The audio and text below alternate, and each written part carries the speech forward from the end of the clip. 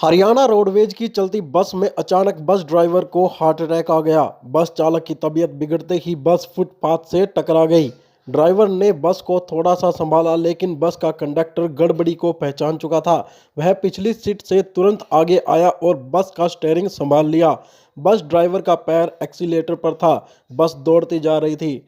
बस में सवार कुछ युवकों ने ड्राइवर को सीट से हटाया और उसके बाद कंडक्टर ने स्टीयरिंग संभाला। बस में सवार सवारियों में अफरा तफरी मच चुकी थी। करीब 2-2.5 किलोमीटर दूर जाकर तिरंगा ढाबा के सामने बस रुकी। तुरंत डायल 112 को कॉल किया गया और वहां पर मौके पर पुलिस पहुंच गई। पुलिस की ईआरवी में ही ड्राइवर को अस्पताल ले जाया गया। अब आपको बताते हैं कि घटना कहां की है और कैसे स्थिति उत्पन्न हुई और कहां से कहां जा रही थी रोडवेज बस। दरअसल यह घटना रात करीब 1:55 की है।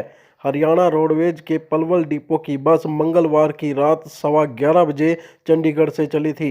जैसे ही घरौंडा पार किया तो ड्राइवर को हार्ट अटैक आ गया। अटैक माइनर था। बस कंडक्टर नरेंद्र ने कैसे अपनी सूझबूझ से हालातों को संभाला, आइए जानते हैं उन्हीं की जुबानी। साहब नरेंद्र कुमार, मैं हरियाणा रोडवेज में परिचालक पलवल डिपो से C65। और भाई साहब सुबह की बात तो ये नहीं सुन, मिड नाइट की बात है, 1:55 की। जो अपने मैं पलवल डिपो की गाड़ी थी हरियाणा रोडवेज की, 11:15 बजे चंडीगढ़ से चली थी। सुबह 5 बजे पहुंचना होता है इसको। हाँ जी। लेकिन जैसे वहाँ से चली थी तो घरौंडा टोल क्रॉस करने के बाद समय हो गया था 1:50-55 के आसपास रात के। हाँ जी। तो इसमें कम से कम 20 सवारियाँ भी थी। ड्राइवर ने जब टोल क्रॉस करे तो मेरे ख्याल से 50 मीटर गाड़ी चली होगी, एकदम से फुटपाथ से टकराई। मैं पिछली सीट पे था। अच्छा। तो फुटपाथ से जब टकराई तो मैं एकदम सचेत हुआ, मैं क्या हुआ भाई, कोई एक्सीडेंट की तो बात नहीं। टकराई थी फुटपाथ से, वो नॉर्मल ही। मैं उठ के इसके पास गया तो उस टाइम पे ये बेहोश मुद्रा से मैं साइड पड़ा था और गाड़ी ऐसे ही चल रही थी। मैंने एकदम से बस यूँ संभाला, भाई स्टीयरिंग पकड़ लिया उसका और सीधे हिसाब से उसको चलाता रहा। क्योंकि अब जो नई गाड़ी आ रही ना उसमें पोजीशन इसी है भाई साहब, ड्राइवर के अलावा दूसरा हाथ पैर जा नहीं सकता ब्रेक तक। जी जी। विचलित ना हुआ, हौसला बनाए रखा और दूसरी सवारियों से कहा, मैं भाई साहब ड्राइवर का कोई प्रॉब्लम होगी, एक बार आप आओ।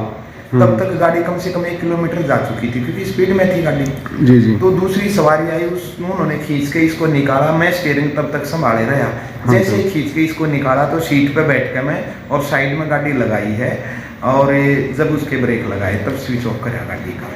चलो बहुत बढ़िया भाई साहब, आपकी सूझबूझ से हादसा होने से बच गया। 2.5-3 किलोमीटर तक ऐसे ही न्यूट्रल कर दी थी मैंने तुरंत में गाड़ी। लेकिन ये बेहोश मुद्रा में था, इसको होश नहीं था, साइड में पड़ा था।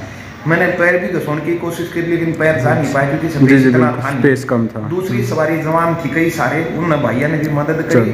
और वह अगर मैं सूझबूझ ना दिखाता, हौसला हिम्मत ना दिखाता तो हादसा इतना बड़ा होना था। क्योंकि दूसरी साइड में गाड़ी चली जाती या पलट जाती, क्योंकि 2.5-3 किलोमीटर गाड़ी चलना बगैर ड्राइवर के मैं साइड में खड़ा स्टीयरिंग संभाले रहा। जी बिल्कुल।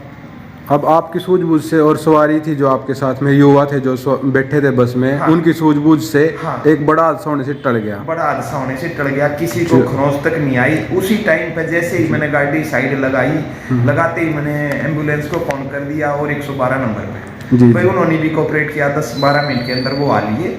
1:55 पे ये 5 मिनट में जो होना था रोना बहुत बड़ा था क्योंकि हाईवे पे स्पीड में सारे साधन आ जा रहे थे। अगर थोड़ी सी भी नजर चूक जाती या मैं विचलित हो जाता तो सवारियां गाड़ी से भी कूदती या मैं उतर जाता। बिल्कुल, कुछ भी हादसा हो सकता था, साथ में किसी भी व्हीकल से दूसरे से टकरा सकती थी बस। धुंध का, कोहरे का टाइम, सर्दी का टाइम, दिखाई भी कम दे रहा था। गाड़ी दूसरी साइड में चले जाती तो बहुत बड़ा हादसा होना था, लेकिन बच गए, शुक्र भगवान का। अच्छा, आपने कॉल किया पीसीआर को, कितने टाइम में आ गई थी? पीसीआर 10-12 मिनट के अंदर आ चुकी थी। कौन से नंबर आई थी पीसीआर, पता होगा? 112 किया था कॉल। अच्छा। और एम्बुलेंस भाई? एम्बुलेंस उसके 10-5 मिनट बाद आ गई थी, लेकिन तब तक इसको संभाले रखा मालिश की ड्राइवर को और उस पीसीआर में ही बैठा के सिविल हॉस्पिटल भेजा। भाई एम्बुलेंस का पता नहीं, आप सिविल हॉस्पिटल ले जाओ इसको।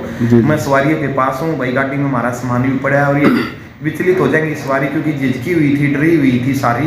वो मैंने जब स्टीयरिंग संभाल रखा तो वो कह रहे थे कि आपको चलानी आती, मैं मैंने आती, आप ड्राइवर ने खींच के निकाल दो, मैं संभाल दूंगा। तो 3 किलोमीटर तक मैंने संभाली। अच्छा, ड्राइवर साहब का क्या नाम है, कहाँ से? ड्राइवर का प्रताप नाम है, वैसे झज्जर से बिलोंग करते हैं लेकिन इनकी ड्यूटी पलवल डिपो में है। ठीक है जी। और आप कहाँ से बिलोंग करते हो? मैं रोहतक से बिलोंग करता हूँ जी, सांभला से।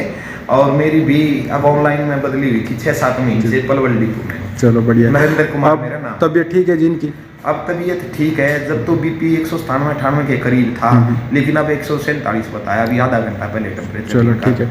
ड्राइवर से भी जान लेते हैं भाई उनकी तबीयत के बारे में। जी जी। हाँ जी ड्राइवर साहब, ठीक हो अब आप? हाँ जी ठीक है।